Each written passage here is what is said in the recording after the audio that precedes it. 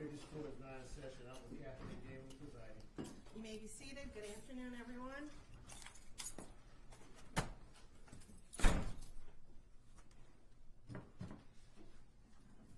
Detective Showers, please approach for the swear-to.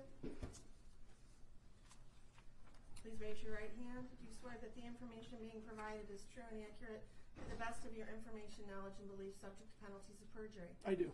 Put your hand down. With regard to the defendant, Afani Muhammad, please set forth the factual basis for the warrant request. Yes, Your Honor. 7/10/25, McDonald's employee Afeni Muhammad stabbed McDonald's manager Jennifer Harris multiple times with a kitchen knife at the McDonald's restaurant at 179219 Mile. Harris was not armed at the time and died of her injuries. Prior to the stabbing, Muhammad was sent home by Harris for not performing her work duties and told Harris, "I'll be back." Muhammad was arrested on scene and the knife was recovered. Muhammad admitted that she intended to kill Harris and stated that after she was sent home, she drove to a nearby park, decided to come back and stab Harris with a knife that she had inside of her vehicle. When Muhammad returned to stab Harris, she entered the back entrance with a hooded mask over her face in an attempt to conceal her identity and attempted to flee the scene after the stabbing, but was stopped by an armed customer. And the requested charges are murder in the first degree, count 2, dangerous weapon carrying with unlawful intent, and there's a habitual second notice offense. Is that correct? That is correct, Your Honor. The warrant is being signed and we can proceed to arraignment. Thank you, Your Honor. Calling file number 25354, People versus Afani Badu Muhammad. Counsel appearances for the record, please. Good afternoon, Your Honor. Sean Hazel, appearing on behalf of the people. Thank you very much, Your Honor. Please, this honorable court, may I have the appearing on behalf of Mrs. Muhammad, who does appear via Zoom. Your name, please, ma'am? Afeni Muhammad. Very good. You're here today for arraignment on the charges of murder in the first degree, premeditated, count 2, carrying a weapon with unlawful intent, and a habitual second notice. Mr. Licata, how does your client wish to proceed? Thank you very much, Your Honor. At this time, my client is asking the court to enter a not guilty plea. This matter set for a probable cause conference in the preliminary exam. I have advised my client of her rights, as well as the charges against her and the potential penalties. We are ready to proceed on those grounds. Very good. Ma'am, do you understand the nature of the charges against you to your satisfaction after talking to your attorney? Yes. Very good. I will go ahead and enter a not guilty plea on your behalf. Are you requesting a court-appointed attorney? Yes. I will appoint an attorney to represent you. We'll set this matter for a probable cause conference on July 23rd, 2025 at 1 p.m. The preliminary examination will be on July 30th, 2025 at 1 p.m. As to bond, Mr. Licata? Thank you very much, Your Honor. Just briefly, my client is 26 years old, does live in the great city of East Point. Your Honor, my client is a high school graduate. In fact, is actually was taking some online classes for college for a physical therapy degree. Your Honor, there are some disturbing facts in this particular matter, but there are facts that haven't been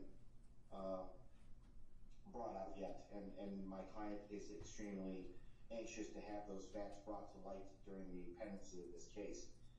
She was in an extremely abusive relationship that was not only mental but physical, that involved alcohol issues, which is where the habitual second stems from, and her prior record. Your Honor, my client is a helpful person. She's a giving person. She's actually is credited with saving a life because of a 60-year-old who had skin cancer that she may go to the doctor to find out that that's exactly what it was, and that person is doing extremely well right now. I understand the facts that have been laid out today in the warrant, but at this time, Your Honor, we are asking the court to consider a bond in this manner that is appropriate, that my client can meet so that she can meet with her attorneys and prepare her for defense in this manner. Thank you. Thank you. On behalf of the people? Yes, thank you, Your Honor. Pursuant Pursuant to court rule, the court is well within its authority to grant no bond involving any case involving murder. In this case, we are requesting no bond for this defendant. Also provided within the court rules are certain factors for this court to consider when determining whether to grant any bond at all, and in this case, we are requesting no bond, as I indicated. First of all, the court can consider whether or not this defendant is a threat to the community. She entered a public building with other individuals, other employees that were present. She produced a weapon that was a knife longer than 3 inches, and she stabbed the victim multiple times, up to possibly as many as 15 times, eventually causing her death. There were other employees that were present at the time, some of which attempted to help the victim after the stabbing occurred. That alone is enough to show that there is a threat to the community. She then ran from the building to her vehicle, presumably with the intent to flee from the scene. She was stopped by a helpful bystander. You're also able to consider the likelihood of conviction in this case, given the facts as laid out by Detective Showers and the information that the prosecutors have reviewed in order to charge this defendant. There is a very high likelihood of conviction. And then finally, the defendant does have a prior instance of at least one that I'm aware that involved a stabbing, similar obviously to the stabbing that occurred in this case involving a knife. So given all of those factors, and given the fact that this court does have authority to give no bond to defendants charged with murder, I am asking at this time for no bond in this case. Thank you, counsel. The court has reviewed the charges and the circumstances surrounding this case. The defendant is facing various serious charges, including murder in the first degree, which is one of the most serious criminal offenses in our state, carrying penalties up to life without parole. Additionally, carrying a dangerous weapon with unlawful intent further underscores defendant's potential threat to public safety. Defendant has a prior criminal record out of Virginia for malicious wounding. It was actually felony malicious wounding that was reduced to unlawful bodily injury concerning a stabbing, and that is what gives rise to the habitual second. And in determining bond, the court must look to the factors outlined in Michigan Court Rule 6.106. Number 1, the seriousness of the offense and the danger posed to the community. The charges here involved a violent crime with a weapon, indicating a substantial risk to the public. The court finds there is a significant threat to public safety, and therefore the bond must reflect that risk. Number 2, the weight of the evidence against the defendant. While the evidence is not fully before us and the defendant is cloaked with the presumption of innocence, the nature of the charges along with the prior criminal history suggests that there is substantial evidence against the defendant. Defendant's criminal history: the defendant has a violent criminal past. The history supports the court's concern that the defendant may engage in further violent conduct if she is released. The defendant's ties to the community: while the defendant is relatively young at 26 years of age, there's no indication that she has any significant stabilizing ties to the community that would ensure her return for court appearances. Without these ties, the court is concerned about the likelihood of flight. Number 5, defendant's risk of fleeing or failing to appear. Due to the severity of the charges and the habitual offender status, it makes the defendant a high risk for flight. The court finds that this factor weighs heavily in favor of a high bond amount.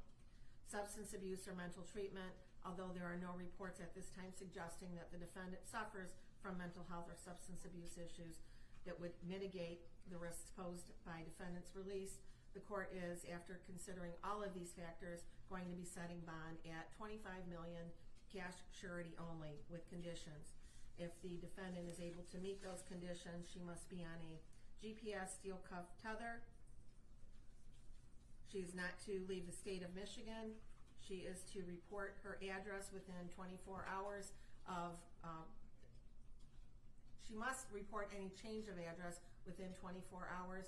There would be stringent daily contact with community corrections as to her whereabouts. She also would be required to have alcohol and drug testing as condition of her release. There would be no contact with the family of the decedent, any witnesses. She is not to return to McDonald's. And if she is unable to post the $25 million bond, she will remain in custody pending further proceedings. And that concludes this matter for today.